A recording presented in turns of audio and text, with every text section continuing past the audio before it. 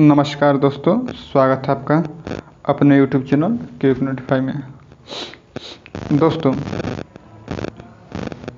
यदि आप इस चैनल पर पहली बार आए हैं तो प्लीज़ लाल बटन दबाकर चैनल को सब्सक्राइब करें। और दोस्तों, आज से हम लोग पॉलिटी के विशेष प्रश्न, बेहद महत्वपूर्ण प्रश्न पॉलिटी का हम लोग शुरू करने जा रहे हैं, जो आपके प्रत्येक एग्ज़ाम के लिए काफ़ी महत्वपूर्ण होगा। फिर चाहे आप IAS, PCS या फिर किसी भी प्रतियोगी परीक्षाओं की तैयारी करते हैं, ये आपके लिए मोस्ट इम्पोर्टेंट होगा। तो आइए शुरू करते हैं। पहला प्रश्न है, भारत इसलिए धर्मनिरपेक्ष राज्य है क्योंकि हमारे देश में, तो इसका सही उत्तर होगा हमारे देश में राज्य का कोई धर्म नहीं है। देखिए, धर्मनिरपेक्ष भारत के जो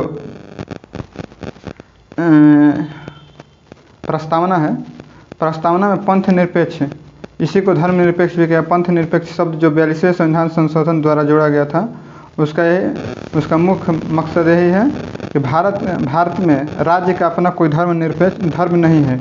इसीलिए धर्मनिरपेक्ष का अर्थ होता है कि राज्य किसी भी धर्म के साथ भेदभाव नहीं करेगा, यानी राज्य का अपना कोई विशेष धर्म नहीं होगा। आइए अगला प्रश्न देखते हैं। अगला प्रश्न है, यदि किसी राज्य की विधानसभा में किसी दल को पूर्ण बहुमत प्राप्त न हो तो राज्यपाल किसके अनुसार कार्रवाई करेगा? ऑप्शन है पूर्व मुख्यमंत्री के सलाह पर, प्रधानमंत्री के सलाह पर, भारत के राष्ट्रपति की सलाह पर, या फिर स्वनिर्णय के सलाह पर। तो देखिए, ये स्वनिर्णय के सलाह पर होगा। हम भारतीय संविधान के अनुसार राज्यपाल को विवेकाधिकार शक्ति, यानी वो स्व विवेक के आधार पर कुछ फैसले लेने के अधिकार उनको प्राप्त हैं। उसी विवेकाधिकार शक्ति के अंतर्गत राज्य में यदि बहुमत से संबंधित कोई समस्या आता है तो राज्यपाल अपने विवेकानुसार निर्णय ले सकते हैं। आइए अगला प्रश्न देखते हैं। अगला प्रश्न है कि यदि भारत का प्रधानमंत्री भारत के राष्ट्रपति को अपना त्याग पत्र देता है तो ये किसका त्याग पत्र माना जाएगा? ऑप्शन है ए केवल प्रधानमंत्री का, बी प्रधानमंत्री और मंत्रिमंडल सदस्य का, सी संपूर्ण मंत्रिपरिषद का, या फिर डी प्रधानमंत्री, मंत्रिमंडल और अध्यक्ष का। देखिए, इसका आंसर हो जाएगा संपूर्ण मंत्रिपरिषद। देखिए, संपूर्ण मंत्रिपरिषद में आपके प्रधानमंत्री, उसके साथ कैबिनेट मंत्री, राज्य मंत्री एवं स्वतंत्र प्रभार मंत्री, ये सभी मंत्रिपरिषद में आ जाते हैं। अतः यह पूरे संपूर्ण मंत्रिपरिषद का इस्तीफा माना जाएगा। और प्रधानमंत्री और मंत्रिमंडल में, देखिए, मंत्रिमंडल सदस्य में केवल कैबिनेट मंत्री को रखा जाता है। तो इसलिए इसका आंसर बी न होकर के सी होगा, संपूर्ण मंत्री परिषद। और इसमें देखिए ऑप्शन डी में अध्यक्ष दे दिया है, तो ये लोकसभा अध्यक्ष, ये उनका इस्तीफा नहीं माना जाएगा। ये केवल मंत्रिपरिषद का, संपूर्ण मंत्रिपरिषद का इस्तीफा माना जाएगा यदि प्रधानमंत्री त्यागपत्र देते हैं तो। आइए अगला प्रश्न देखते हैं। अगला प्रश्न है, शक्तियों का विभाजन और स्वतंत्र न्यायपालिका किसकी दो महत्वपूर्ण विशेषताएं हैं? पहला है सरकार का समाजवादी स्वरूप, ऑप्शन बी है एकात्मक स्वरूप, ऑप्शन सी है लोकतांत्रिक स्वरूप, और फिर ऑप्शन डी है संघीय स्वरूप। देखिए, शक्तियों का विभाजन और स्वतंत्र न्यायपालिका, ये जो है सरकार का लोकतांत्रिक स्वरूप में आ जाएगा। हालांकि इसका सही उत्तर अर्ध संघीय लोकतांत्रिक होना चाहिए। अर्ध संघीय लोकतांत्रिक, जैसा कि आप भारत में देख सकते हैं। सरकार का समाजवादी स्वरूप का मतलब हो गया, समाजवादी का मतलब हो जाए कि सारी चीज़ें, इसमें निजी का कोई भी नहीं होगा, सारी चीज़ें सरकारें तय करेंगे, यानी सरकार के स्वामित्व में सब चीज़ें रहेगा।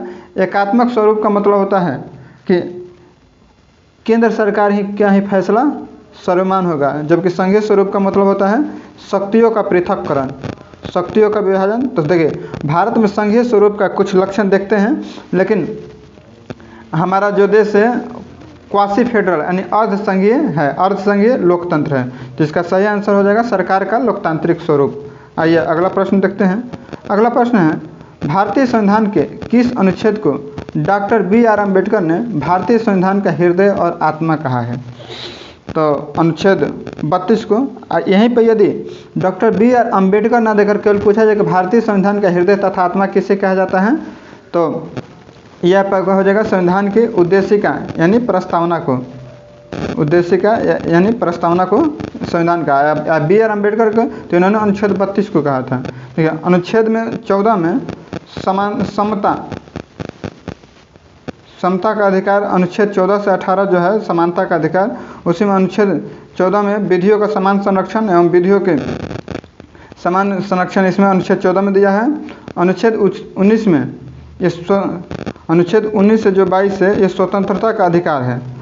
और वहीं अनुच्छेद 15 में जिसे आरक्षण संबंधी जो अधिकार दिए गए हैं अनुच्छेद 15 में, और इसमें इसी में अनुच्छेद 15 में ही लिखा गया है कि राज्य जो है धर्म, जाति, लिंग, वंश आदि के आधार पर विभेद नहीं करेगा। आइए अगला प्रश्न देखते हैं। अगला प्रश्न है कि राज्य शब्द का प्रयोग सर्वप्रथम किसने किया था। तो देखिए, राज्य शब्द का प्रयोग सर्वप्रथम मैकियावेली ने किया था। मैकियावेली ने अपनी पुस्तक द प्रिंस में राज्य शब्द का उल्लेख किया गया था। अब आप लोग कमेंट बॉक्स में ये लेकर बताइएगा कि भारत का मैकियावेली किसे कहा जाता है। भारत का मैकियावेली किसे कहा जाता है। आइए अगला प्रश्न देखते हैं। अगला प्रश्न है कि मध्य प्रदेश की उच्च न्यायालय की पीठ स्थित है। तो मध्य प्रदेश की उच्च न्यायालय की पीठ आपका जबलपुर में स्थित है, जबलपुर में। आइए अगला प्रश्न देखते हैं। अगला प्रश्न है कि भारतीय संविधान में राज्य के नीति निर्देशक सिद्धांत किस देश से लिए गए हैं। देखिए, भारतीय संविधान में राज्य के नीति निर्देशक सिद्धांत जो हैं वो आयरलैंड से लिए गए हैं। वहीं कनाडा से भारत का जो संघीय स्वरूप है वो कनाडा से लिया गया है। और मोस्ट इम्पोर्टेंट GST मॉडल जो है, माफ़ कीजिएगा थोड़ा,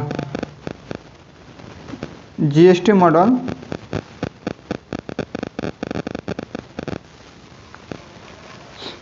मॉडल कनाडा से लिया गया है। USA से बात करें तो यहाँ से उपराष्ट्रपति का पद एवं न्यायपालिका, न्याय व्यवस्था आदि यहाँ से लिया गया है। वहीं ब्रिटेन से बात करें तो संसदीय लोकतंत्र, संसदीय व्यवस्था या फिर संसदीय लोकतंत्र कहाँ से ले गए हैं, तो आपके ब्रिटेन से। आइए अगला प्रश्न देखते हैं। अगला प्रश्न है कि राज्यसभा का सदस्य बनने के लिए न्यूनतम कितनी आयु होनी चाहिए। तो देखिए, राज्यसभा का सदस्य बनने के लिए आपके 30 वर्ष की आयु होनी चाहिए। राज्यसभा या फिर राज्यों में जो विधान परिषद होते हैं, विधान परिषद का सदस्य बनने के लिए भी आपको 30 वर्ष आयु होनी चाहिए। वहीं 35 वर्ष की बात करें तो भारत के राष्ट्रपति, प्रेसिडेंट या फिर उपराष्ट्रपति, ध्यान रखिएगा अभी हाल ही में आज ही राष्ट्रपति जी का चुनाव हुआ है और द्रौपदी मुर्मू जी हमारे देश की पहली आदिवासी महिला राष्ट्रपति बनी हैं। उनको बहुत बहुत हार्दिक शुभकामनाएं हैं। और उपराष्ट्रपति का पद, उपराष्ट्रपति के लिए भी 35 वर्ष एवं इसके साथ ही राज्यपाल की आयु भी 35 वर्ष होती है। वहीं 25 वर्ष की बात करें तो आपके लोकसभा एवं विधानसभा के सदस्य बनने के लिए 25 वर्ष की आयु होनी चाहिए। आइए अगला प्रश्न देखते हैं। अगला प्रश्न है कि भारतीय संविधान के अनुच्छेद 123 के अनुसार अध्यादेश जो वही बल एवं प्रभाव रखेगा जैसे कि संसद में पारित एक अधिनियम है कि उद्घोषणा करने की शक्ति किससे प्रदान की गई है। देखिए, भारतीय संविधान के अनुच्छेद 23 में यह कहा गया है कि जब संसद का कोई सत्र नहीं चल रहा होगा, संसद का सत्र नहीं चल रहा होगा और उस समय देश में यदि किसी कानून की आवश्यकता है तो भारत के राष्ट्रपति जो है वो अध्यादेश लाएंगे जो संसद सत्र के में मतलब पारित होने तक वो कानून मतलब अधिनियम की तरह वो उसकी शक्ति होगी। तो ये आपके हो जाएगा भारत के राष्ट्रपति। और ध्यान रखिएगा, ये जो अध्यादेश है, अध्यादेश का जो समय सीमा है वो 6 माह तक, ये 6 माह तक प्रभावित रहता है और 6 माह के भीतर इसे संसद से पारित कराना होता है, नहीं तो यह अध्यादेश समाप्त हो जाता है। तो ये भारत के राष्ट्रपति हो जाएंगे अनुच्छेद 23 के अनुसार। आइए अगला प्रश्न देखते हैं। अगला प्रश्न है कि भारतीय संविधान में राज्य के नीति निर्देशक सिद्धांत को किस भाग में इंगित किया गया है? तो राज्य के नीति निर्देशक सिद्धांत आपके भाग 4 में है। अनुच्छेद 36 से 51 तक राज्य के नीति निर्देशक सिद्धांत हैं। भाग 1 में अनुच्छेद 1 से 4 तक भारतीय संघ एवं उसके राज्य के बारे में चर्चा किया गया है।